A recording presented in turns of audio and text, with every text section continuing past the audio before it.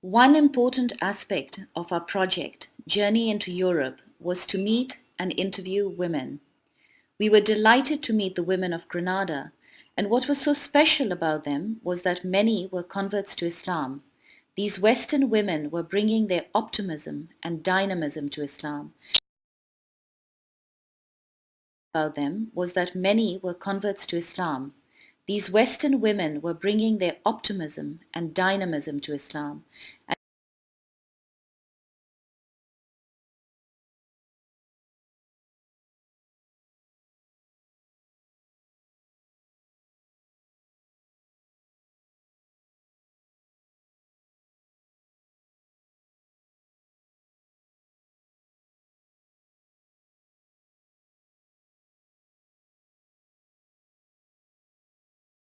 New vigor in the land of Andalusia. So, Assalamu alaikum, sisters. It's so nice to be here in your beautiful mosque with Alhambra Palace behind us. Can you all introduce yourselves, please? I'm Munira Mendoza. Fauzia Benedetti. Zuleyha Singh. I Iman Travieso. And Hannah Whiteman. I was born and raised in California. I was born in Switzerland. I've lived in England. Born and raised in Cape Town, South Africa. I was born in Spain. And I was born in England. And what attracted you to Spain? It's enchanting. It has something about it, you know. It has a pull because, you know, we're Muslims. We have, for us this is like a heritage that we can't, I don't think we can create nowadays. It's fantastic, you know, it's beautiful. It's like the kind of the height of the Muslim reign here in Europe. Because I also live among lots of Muslim women and they have their mothers and they study and they travel and they work and I find it also now easy to talk about my religion. Now I live here among people who are similar to me, for lots of Muslim friends and Muslim acquaintances, and it's easier now to be able to reach out to people because I feel more confident about it. Okay. Now, what is the role that women play in the mosque and in the community? I mean, without women, there wouldn't be a community. They'd just be an Yeah. army. Yeah. The men are into politics, but the women are doing the real stuff, the real work at home. And there's a great warmth between the sisters because when we said our prayers yesterday in the mosque, everybody turned to each other and they kissed each other. Like the Spanish. Yeah. Each other. Very Mediterranean. Is that Spanish? Is that Sufi? I think one feels family, no?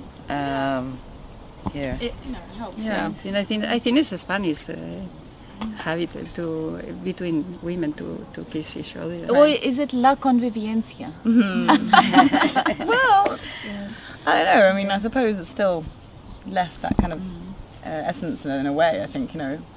You know, it's like in any small village. We are like a village inside Granada. So the convivence is sometimes we love each other. Sometimes we fight. Like in every human group, we are different personalities, different backgrounds. You know, we are in the same place because we are Muslim. So, you know, and after 30 years, you love the people who are around you. Have you converted to Islam or were you born into Islam? What's your story? I converted. I'm one of the... Well, I was born because my parents converted. My parents are Malaysian origin, so my great-grandparents are Muslim and I'm Muslim too. I was converted to Islam, 30 few years ago. Because at that moment they were very, very few Muslim in Spain. It was like something very strange. Many years, many people tell me that I speak very well Spanish. And when I try to say, yes, I am Spanish, I am from Valladolid, the place where they speak the best Spanish, you know? The people don't understand, no? Now start to know that there are many Spanish Muslims, you know? But before it was something impossible. As a Muslim, I feel sometimes foreigner in Spain and foreigner among the Muslims. Are there many converts to Islam? Yes, I think, and in the last years, here in the mosque every week is people who converted every week. The government in Spain, they say they tried to make that convivence between different communities. But when you hear the news in the TV or you read in the newspaper about Muslims, it's all Negative. all about terrorism and things like this. So that makes it difficult, you know. But I can say that at the beginning of living here in Granada, the people of the city, they were very unconfident, you know, with us. They couldn't stand it. 30 years back. They wouldn't let us, if we wore a scarf, they wouldn't rent houses. There used to be, I have had rocks thrown at me. There were writings on the wall. There's a very despictive word which is called mordo in Spanish, saying like mortos go home. And they couldn't stand it. They were terrified. They thought we were going to take over the Albaicin. They thought we were going to take over Granada. I think a huge fear factor has been created here, and it's still there. You know, my brother grew up in Spain, and the history book started at 1492, with the fall of I want Granada. to ask one more question about the hijab. You have to bring it up. Is this like the token question? Yeah, we have to bring it up. That's all right, I'll forgive you. So, what are your comments? That the hijab came.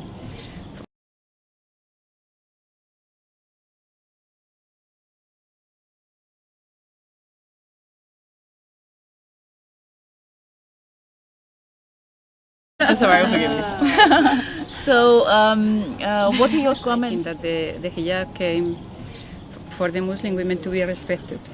So this is the mission of the hijab. So in the moment that suppose any other thing, you can. This is up to you, the situation where you live, you know. And when we wear the hijab, we are always making a political statement. And I sometimes don't have the strength, I don't feel strong enough to make that political statement. I just want to go across the street and buy the bread. Hijab is a very sort of personal thing at the moment because, as Monida says, you're like making a statement, especially in this era. If it's going to be a problem and if it's going to bring you problems, the most important thing is to dress modestly, because there's a lot of people that walk around in hijab. The most important is the intention. And the intention. So, you know, it's a bit of a balance thing. Well, I started wearing a scarf when I was 18, 19, and I really felt it, and I felt empowered and strong, and I came to Spain and it all fell apart. It really did. I had some terrible comments with my older generation, Spanish older generation in Cordoba, and I remember feeling so awful and thinking, this is the opposite of what I wanted, you know. It makes them feel bad. It reminds them of something that they obviously don't understand, and I stopped wearing it, and I don't wear a scarf on a daily basis. Some people say that European identity and Islamic identity are incompatible. I disagree. What do you think about that? We're European Muslims. I mean, for me, Islam is like a filter, you know. It's a way to filter in the good of bad, to filter in the good and to keep out the bad. Of each and society I mean, culture. in every society there are good and bad things, you know, and Islam is just a filter of the good and the bad. Yeah. And I think the term is European Muslims, not Muslims in Europe. Yeah, but Right? It's like are we are Western. European and we're Muslims and we're European, but we're not Muslims in Europe. We're European Muslims. Society there are good and bad things, you know, and Islam is just a filter of the good and the bad. Yeah. And I think the term is European Muslims, not Muslims in Europe. Yeah, but Right? It's like are we are Western. European and we're Muslims and we're European, but we're not Muslims in Europe. We're European Muslims.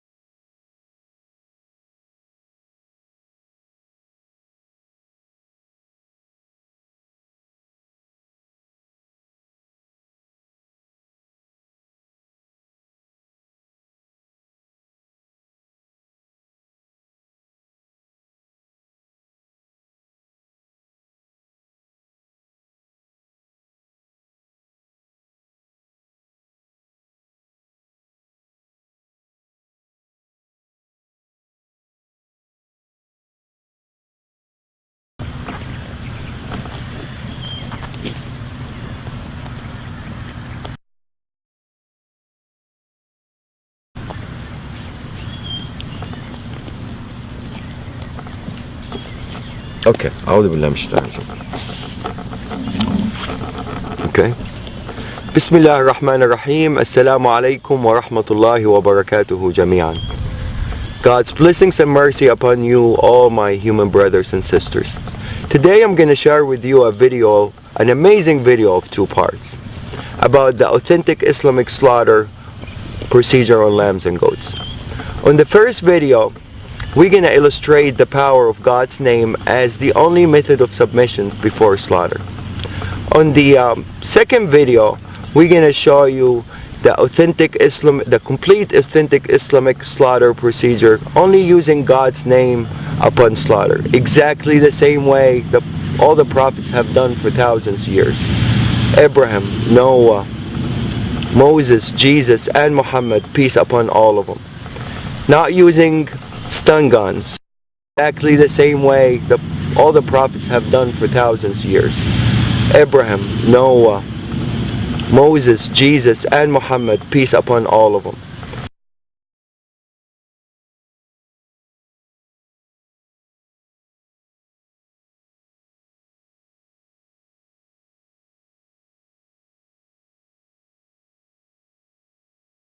All the prophets have done for thousands of years. Abraham, Noah, Moses, Jesus, and Muhammad, peace upon all of them. Abraham, Noah, Moses, Jesus, and Muhammad, peace upon all of them. Not using stun guns or hammers or any other equipments, electrical equipments,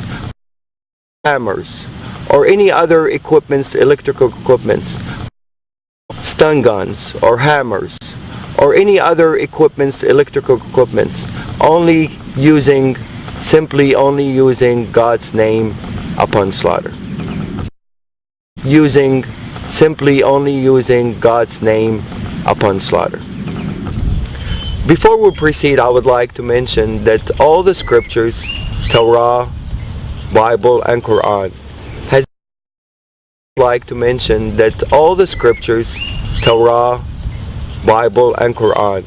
has been preaching of one God. Like to mention that all the scriptures, Torah, Bible, and Quran, has been preaching of one God. He is the only creator of all creations, and He is the one that worthy of being worshipped and thanked by all His creations. And He also created lambs and goats as a blessing for humans, for the purpose of food and clothing.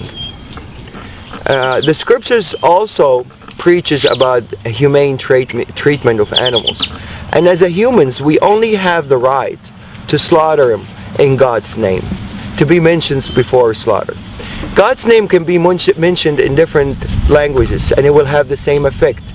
You can say God's name in English, Arabic, Hebrew, French, Chinese, as long as the slaughterer have a strong faith in the word itself.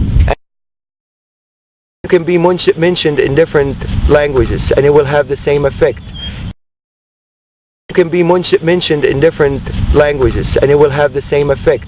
You can say God's name in English, Arabic, Hebrew, French, Chinese, as long as the slaughterer have a strong faith in the word itself. And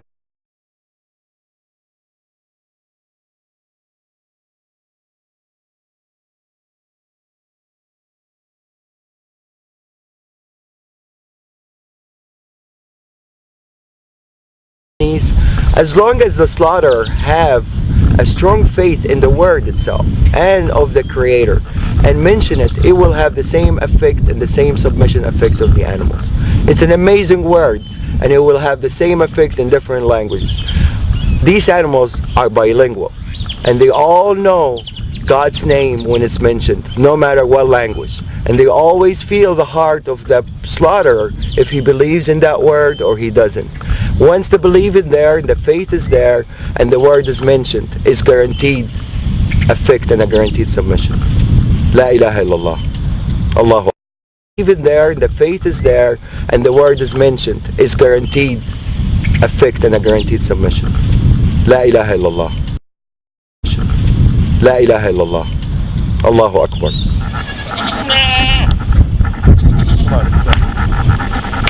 Go. You too. Go. We're going to take these animals, run them inside as a group. We're not going to separate an animal from each other. Every animal, every creations would like to have a partner, except the Almighty Lord. So to really maintain these animals to be calm, you always have to make them travel with a group. You don't separate anyone from the other. Definitely not one by himself. That would really make him very tense. It has to be two or more, minimum. Okay, what we're gonna do, we're gonna take the mamas, we're gonna bring him over here, and we're gonna make him submit on the ground over here. بسم الله الذي لا يضر اسمه شيء في الأرض ولا في السماء وهو السميع العليم. بسم الله الله أكبر. بسم الله الله أكبر. بسم الله الله أكبر. شيء في الأرض ولا في السماء وهو السميع العليم. بسم الله الله أكبر. بسم الله الله أكبر.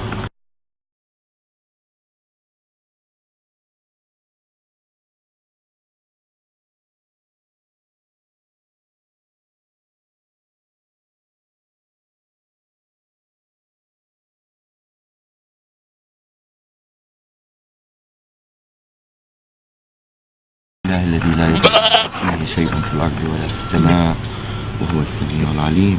بسم الله الله أكبر. بسم الله الله أكبر. بسم الله الله أكبر. There you go, baby.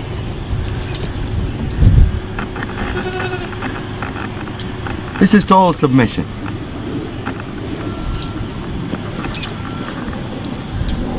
Total submission. This guy is ready for anything to be done to him, and he's not nervous, he's not resisting. Submission. This guy is ready for anything to be done to him, and he's not nervous, he's not resisting. He's in total relaxation. No panic hormones whatsoever. And he's not nervous, he's not resisting. He's in total relaxation. No panic hormones whatsoever. See, I let him go, he gets up. Do some? Abdulwahid, you want to do him? No, you need to show to a skeptical person. Bismillah. It's okay, baby, it's okay. I'm not doing anything yet. Bismillah, Allahu Akbar. It's okay, baby. Same reaction. They all react the same. The power of the word. They're more religious than most humans. Same reaction. They all react the same.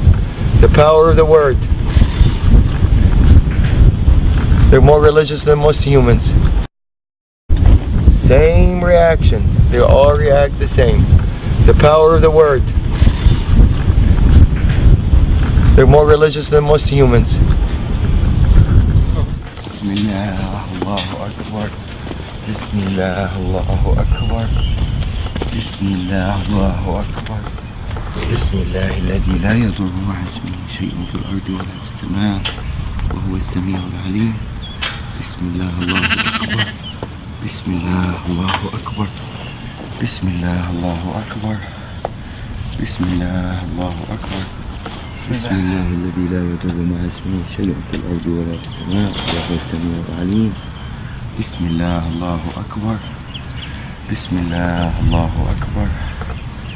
بسم الله الله أكبر. بسم الله الله أكبر. بسم الله الله أكبر. Total submission. بسم الله الله أكبر. بسم الله الله أكبر. Total submission. These guys had a little they're coming from a bigger ranchers, so they're a little bit wild. They're not used to be touched and handled by humans. And for them to turn around and just lay down like really in total peace. Answering the calling. Definitely. The power of the word gets clearer and clearer after you see more and more submit. Probably some of you are wondering by now about the Arabic words that I use that makes the animals submit the way they did. The first term we use, and this is really the authentic procedure, one of the terms of authentic procedure that is being mentioned in the scripture, is in the name of God the greatest, which is Bismillah, Allahu Akbar. And this is really the authentic procedure, one of the terms of authentic procedure that is being mentioned in the scripture, is in the name of God the greatest, which is Bismillah, Allahu Akbar. There's a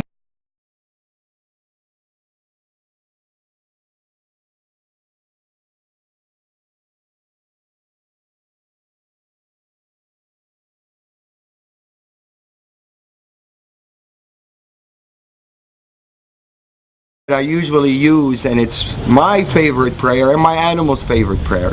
It's that I usually use, and it's my favorite prayer and my animal's favorite prayer. It says, Bismillah alladhi la yadurru ma'a ismihi shay'un fil ardi wa la fis sama'i wa huwa as-sami'ul alim. The beauty of this prayer really shows some of the power of the word itself. It says, in the name of God, whose with his name no harm will come, neither in this earth nor in the skies. Itself. It says, in the name of God, whose with his name no harm will come, neither in this earth nor in the skies. And he's the one that hears and listens, and he is the most knowledgeable. Itself. It says, in the name of God, whose with his name no harm will come, neither in this earth nor in the skies. And he's the one that hears and listens, and he is the most knowledgeable. This is really a wonderful prayer. It really is very effective, and I will illustrate the power of it as we go on part 2 also. Assalamu alaikum. Welcome to the Vegan Muslim Show. Today I will be making falafel. Right now I will be making this falafel mix into smaller circular shapes. Just like that. You can press them between your palms, just a simple box, and you will mix in some water. And it's as simple as that. You stir it up, let it sit for about 15 to 20 minutes, and some radish. Roll press. And there you have it. You have a falafel sandwich. So now we have some olive oil. I will put on this hummus. Now hummus is garbanzo beans with tahini, garlic, salt, or warak anab, which is grape leaves. There's mixed rice with spices inside. And here we have tabbouleh, which is a very common Middle Eastern salad, which consists of parsley, cucumber, tomato, broken wheat called burghul, and parsley. I cut the falafel sandwich in half, which would make a good one-person portion meal. So here you have a Middle Eastern meal, and before you start eating this, you should say Bismillah ar-Rahman ar-Rahim. Start eating this, you should say Bismillah ar-Rahman ar-Rahim. Before you start eating this, you should say Bismillah ar-Rahman ar-Rahim. How did you get into vegetarianism? Well, I started listening to music, more the punk rock genre, and they would sing about animal exploitation, vivisection, about factory farming. So that made me kind of do more research about it. About animal exploitation, vivisection, about factory farming.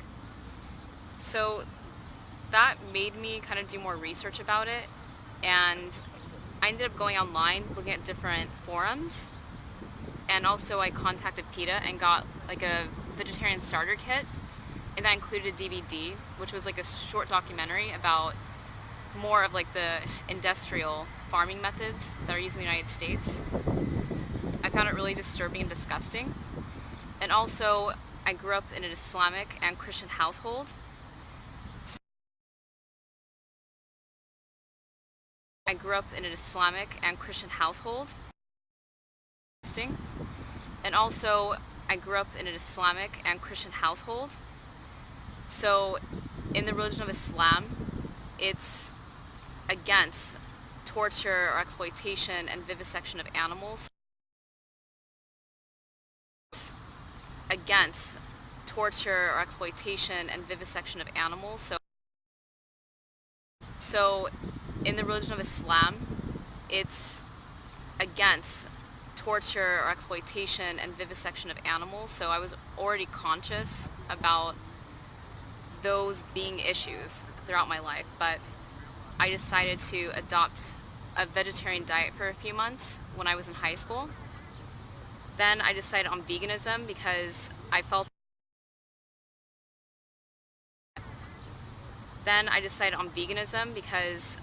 that if I was going to boycott meat, the dairy industry was connected to it, and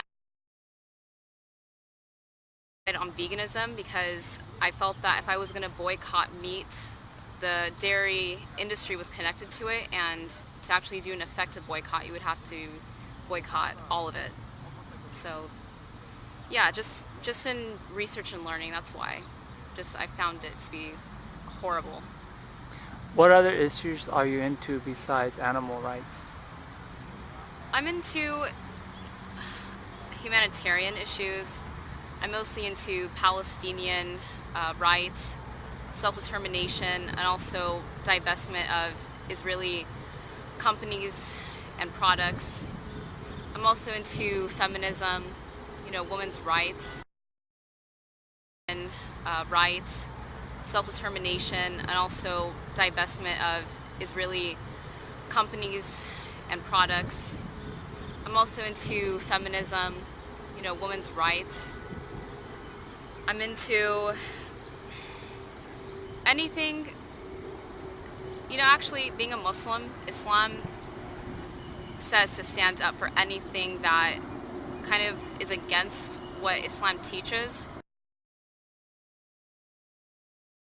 Stand up for anything that kind of is against what Islam teaches, that you should stand up to fight against those things and also to support the religion. To fight against those things and also to support the religion. Those things and also to support the religion. Why the Palestine? I am part Palestinian, and even if I wasn't, I would still support the Palestinian cause. For example, my family, personal story, they were refugeed into Palestinian, and even if I wasn't, I would still support the Palestinian cause. For example, my family, personal story, they were refugeed into Lebanon. That was because the Israeli army and British colonists occupied their land, and it put them into a situation of poverty, and they struggled for many years under that, and even till this day there is an effect because of their refugeehood, and it has even translated to my life too. I just feel that there was injustice done by the Israelis and the European colonizers. And the European colonizers.